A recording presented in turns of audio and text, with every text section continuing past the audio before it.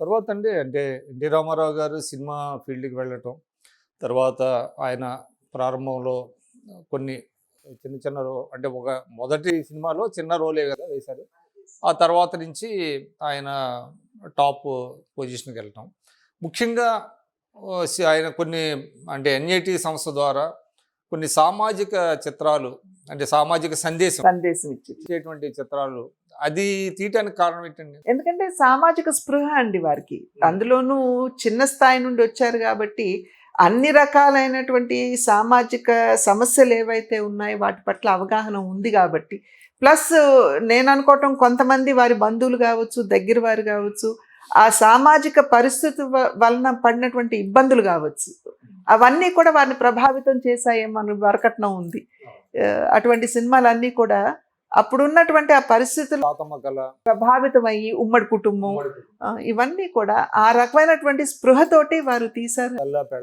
తప్పకుండా మనం భావించాలి.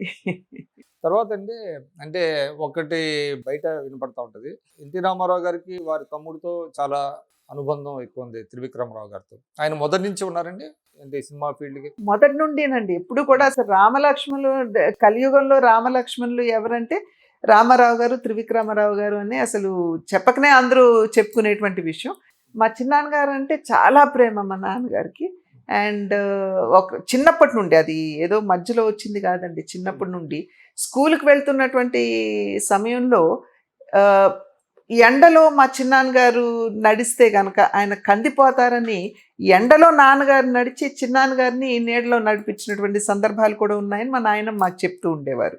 అదేవిధంగా తర్వాత ఆఫ్ కోర్స్ కుటుంబాలు పెరిగాయి. తర్వాత ఎవరు వ్యాపారాల్లోకి వాళ్ళు వెళ్ళిన తర్వాత జాయింట్ ఫ్యామిలీ నుండి న్యూట్రల్ ఫ్యామిలీస్ అయిపోయిన తర్వాత కూడా ఎప్పుడైనా నాన్నగారిని చూడటానికి మా చిన్నాన్నగారు హైదరాబాద్కి వస్తే మంచం మీద మా నాన్నగారు చిన్నాన్నగారిని పడుకోబెట్టి కింద పరుపు మీద మా నాన్నగారు పడుకునేవారు.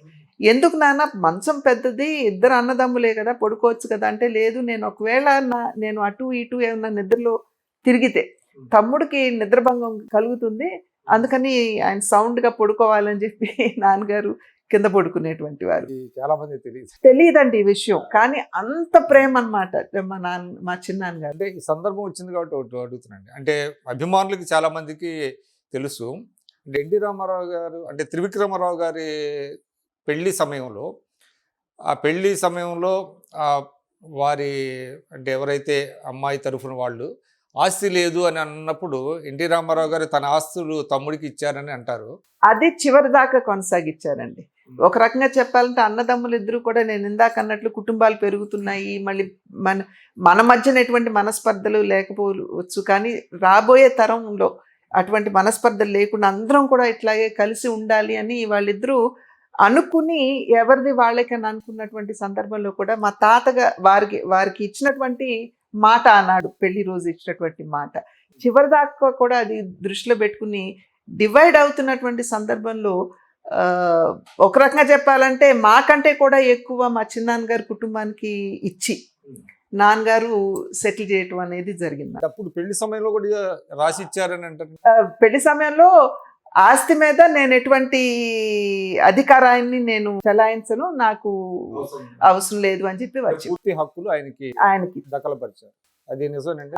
అవునండి, మన తాతగారు చెప్పినటువంటి మాట. మరి చాలా మంది అంటే అభిమానులు అనుకుంటారు అది అది అంటే అది అటువంటి సమయంలో అంటే అప్పుడు యంగ్ ఏజ్ కదండి, జనరల్గా తనకున్న ఆస్తిని తమ్ముడికి ఇవ్వడం అనేటువంటిది చాలా రేరెస్ట్. కానీ నేను ఇందాక అన్నాను కదండి, అసలు అమితమైన ప్రేమ అండి, ఎవరు కూడా ఊహించలేరు ఎంత అభిమానం, ఎంత ప్రేమ మా చిన్నాన్నగారు అంటే. ఎన్టీ రామారావు గారు నటించిన ఏ సినిమా అయినా ఒక ఆణిముత్యమేనండి, కానీ మీకు సాంఘికాల్లో బెస్ట్ అంటే ఏం చెప్తారు? అంటే 1 or 2 కానీ అట్లీస్ట్. సావిత్రమ్మ గారి చెల్లెలుగా నటించినటువంటి చిత్రం చిరంజీవులు. అది ఈ రోజు కూడా ఐ థింక్ అది అద్భుతం అని చెప్పి అనిపిస్తుందండి. తర్వాత బడిపంతులు సినిమా చాలా చిన్న వయసు, అప్పుడు నాన్నగారికి ఐ థింక్ 45 years, చాలా చిన్న వయసు అంటే నడి వయస్కులు అనుకుంటే 40-45 yearsలో. అప్పట్లో ఆ రకమైనటువంటి ఏజ్డ్ పాత్ర, అంత ఎమోషన్స్తో కూడినటువంటి పాత్ర నాకు బాగా గుర్తుంది. 6 రోజులు ఆ సినిమా ప్రివ్యూ వేశారు.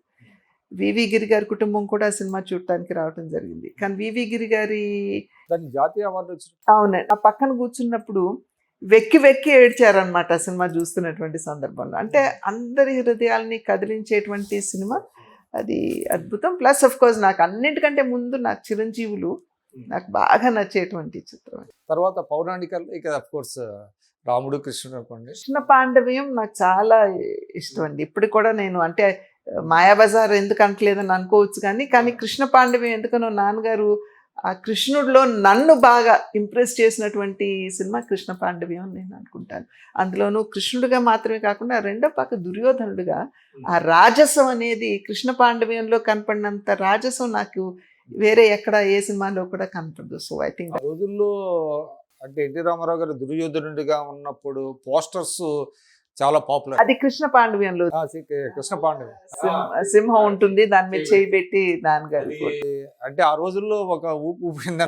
అద్భుతం అది. ప్లస్ ప్రతి ఇంట్లో కూడా పెయింటింగ్ అది ఉండేది. అవును అవును అవును. ఇప్పటికీ ఉంటుంది. ఇప్పటికీ ఉంటుంది. సో ఆ రెండు మీకు నాకు చాలా నచ్చిన అంశాలు. తర్వాత అంటే అఫ్ కోర్స్ సినిమా రంగం నుంచి రాజకీయ రంగంలోకి రావాలనుకుంటున్నప్పుడు ఆయన దాని గురించి మీతో అంటే కుటుంబంలో ఏమైనా చర్చించారప్పుడు? అంటే కూర్చున్నప్పుడు రాజకీయాల్లోకి వస్తే ఎలా ఉంటుంది అనేది ఏదో మాట వరుసగా అడిగినట్టు అడగటమే కానీ ఖచ్చితంగా దాని మీద కూర్చుని చర్చ అంటూ జరగలేదండి. బట్ వారు ఆ ప్రశ్న లేవనెత్తినప్పుడు చాలా వరకు కూడా కుటుంబంలో ఎందుకు మనకి ఇప్పుడు రాజకీయాలు ప్రశాంతంగా ఉన్నాం కదా అనేటువంటి భావాన్ని చాలా వరకు కూడా వ్యక్తపరిచారు ఇంట్లో వాళ్ళు కూడాను. కానీ నాన్నగారు ఊటీలో ఉన్నారు అప్పుడు షూటింగ్లో. ఊటీలో ఉన్నటువంటి సందర్భంలో ఊటీ నుండి ఆయన ప్రకటన చేశారు, రాజకీయాల్లోకి వస్తున్నాను అనేటువంటి ప్రకటన అక్కడ నుండి. నాకు సినిమా రంగం ద్వారా ఎంతో ఇచ్చారు, సమాజం నాకు చాలా ఇచ్చింది, ఇప్పుడు నేను తిరిగి సమాజానికి ఏదన్నా సేవ చేయాలి అనేటువంటి భావన. ఇన్ఫ్యాక్ట్ ఒక రకంగా కాళహస్తికి వచ్చినప్పుడు అండి, ఆ రోజు వ్యాన్లో నేను ఎందుకనో కానీ ఉన్నాను. అప్పుడు స్వర్ణముఖి నదిలో ప్రజలు దిగి వెనకాల వ్యాన్ వెనకాల పరిగెత్తుకొస్తున్నప్పుడు ఆయన కళ్ళ నిండా నీళ్లు. ఆయన అదే అన్నారు, ఎంత ప్రేమ నాకు ఇచ్చింది సమాజం, నేను డెఫినెట్గా కంప్లీట్గా నేను వారికి ఏదైనా చేయాలి, ఏదో ఒక రకంగా నేను సేవ చేయాలి అనేటువంటి భావం.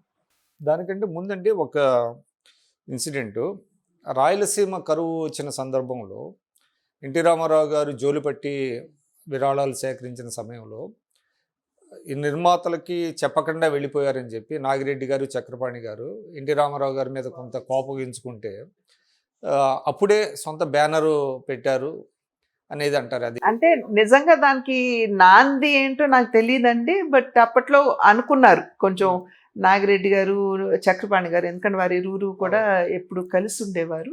ప్రొడక్షన్ అంతా కూడా వారి ఇరువురు చూసేవారు. చక్రపాణి గారు మరియా స్టూడియో అవన్నీ కూడా వ్యవహారాలన్నీ కూడా వారి దగ్గరుండి సహకరించేవారు నాగిరెడ్డి గారికి. ఇష్యూ నాకు తెలియదు కానీ డిఫరెన్సెస్ ఆఫ్ ఒపీనియన్ అక్కడ ఎక్కడో వచ్చింది, దానివలన ఎన్ఐటి స్టార్ట్ చేశారు అనేది తెలుసు. నాకు వివరాలు ఖచ్చితంగా పూర్తిగా నాకు తెలియదు.